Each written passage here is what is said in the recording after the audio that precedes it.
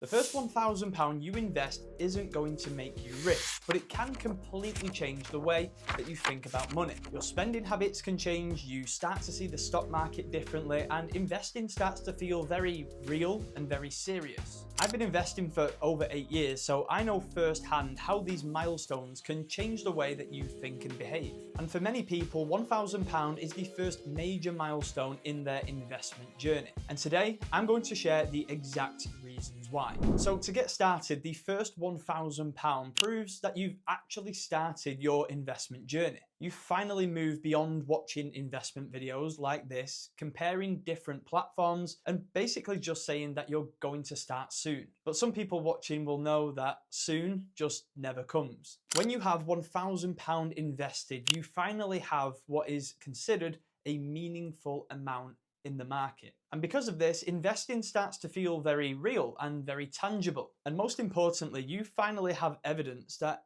you can put money into the market on a consistent basis if you really want to take this investing thing seriously. You might have put £200 per month into the market over the last 5 months on a consistent and regular basis, or you might have just done £100 over the last 10 months. There really is no right or wrong here. Or even if you've just put in random amounts at the end of the month, basically just what you've got left before the next payday, that is still okay because it proves that you've started. But consistency is key, and that is what will take your investing to the next level. I speak about it all the time on the channel that your investing deposits should be treated like a utility bill or a tax bill. At the beginning of every month, the best practice is to pay yourself first, where you automatically put that money into your investment account. But without getting sidetracked here, the key is that you've started, finally. So the next reason why a 1,000 portfolio changes things in your investment journey is because it also changes how you think about your spending. Old you would spend £50 on a takeaway or a meal, absolutely no problem, and wouldn't think twice. But now you think differently about it. Your brain instinctively starts to run the compound calculator. That single £50 spend invested over 30 years at a 10% return would have been £872.47. And you start asking yourself, do I genuinely want this, or am I just spending out of habit? But jokes aside, you should not feel guilty about every single takeaway that you buy, and you should still be having fun. You should still be enjoying yourself and enjoying life. You should still be spending money on things that you value. But simply put, you should understand what you can and cannot afford. And the little bonus tip here is if you are considering going to a social event or buying that takeaway on a credit card, that probably means that you can't afford it. The key thing here is that investing now becomes an active consideration rather than a secondary thought. And I think the best way to summarize this is the real change here is not being extremely frugal. That's not what it's about. It's about spending with intention.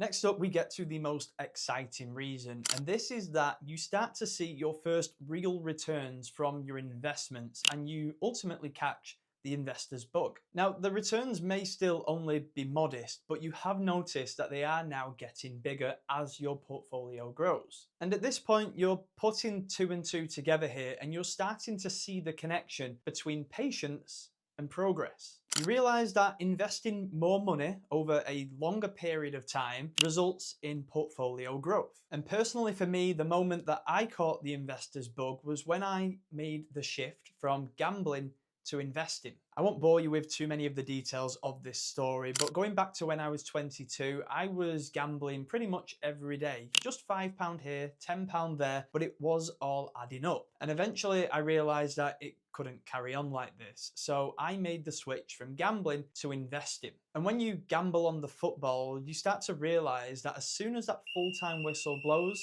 that's it. Your investment or gamble is finished and the result is zero, usually. Whereas with investing, there is no final whistle. This ends when you decide that it ends. So instead of getting my dopamine hit from my gambling account, I started to get it from my investment portfolio growth. And although investing doesn't guarantee profit, it doesn't guarantee returns, it is a much better risk reward than gambling. But going back to the original point, everyone has their own journey, everyone has their own story. That was mine, and I'm sure you'll find your way to also catch the investor's bug. Guys, I just want to interrupt the video to say, if you haven't already subscribed to the channel, please consider it. I'm dropping 2 videos every single week on personal finance and investing. So if you want more content like this, you know exactly where to find it. Also, comment down below and let me know when investing started to feel real for you. What amount was that if you are already there? But anyway, moving on to the next point now, and this was a huge one for me. When your portfolio reaches 4 figures or beyond, the bigger numbers stop feeling abstract. What do I mean by this? Well, a 10% move in your portfolio used to mean a £10 or £20 change. You would look at it and just think, whatever. But as the portfolio grows, that same percentage move starts to be £100, £200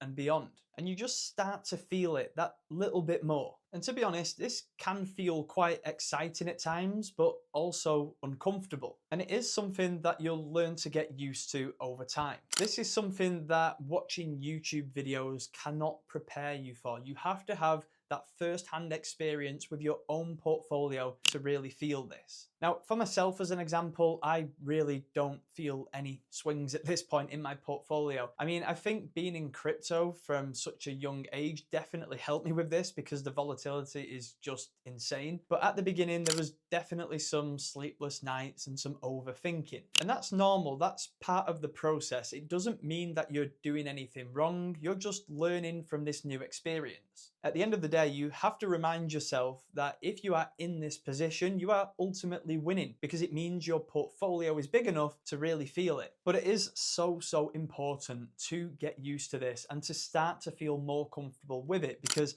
as your portfolio continues to grow and grow, those swings are only going to get bigger, especially when someone like Trump is in charge. And the last reason why a £1,000 portfolio is so significant on your investment journey is also to do with emotions. And I know a lot of people are going to resonate with this. It is about checking your portfolio every single day. Now, I know that 99% of people watching this are guilty. They check their portfolio every single day when they started investing because it was just a new, exciting thing. It was a novelty. But again, over time, with experience in the market, you start to realize that it doesn't matter what price is doing on a daily basis in the short term, because investing is a long-term game. Daily price movements become less important than your regular contributions or the time that you've invested in the market, the diversification of your portfolio, or continuing to invest even during the scary red days. And if there's one thing to take from this part of the video, is that you should see them scary red days as an opportunity, because when the market does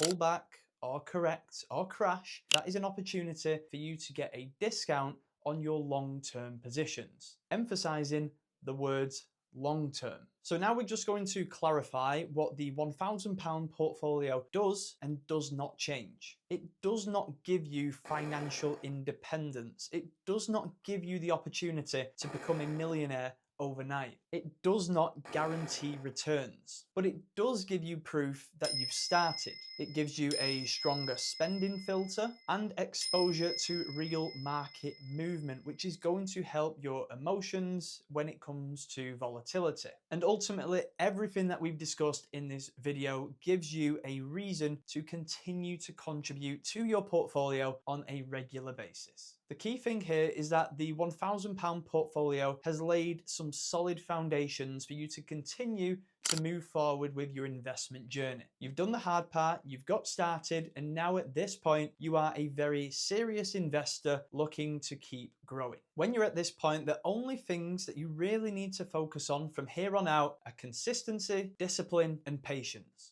Now, if you do have any questions on any of this, do feel free to drop them down below in the comments. I'm more than happy to help out. And on the back of that, I will put a video on the screen right now for you to click and check out, which is all about setting up that stocks and shares ISA and getting started.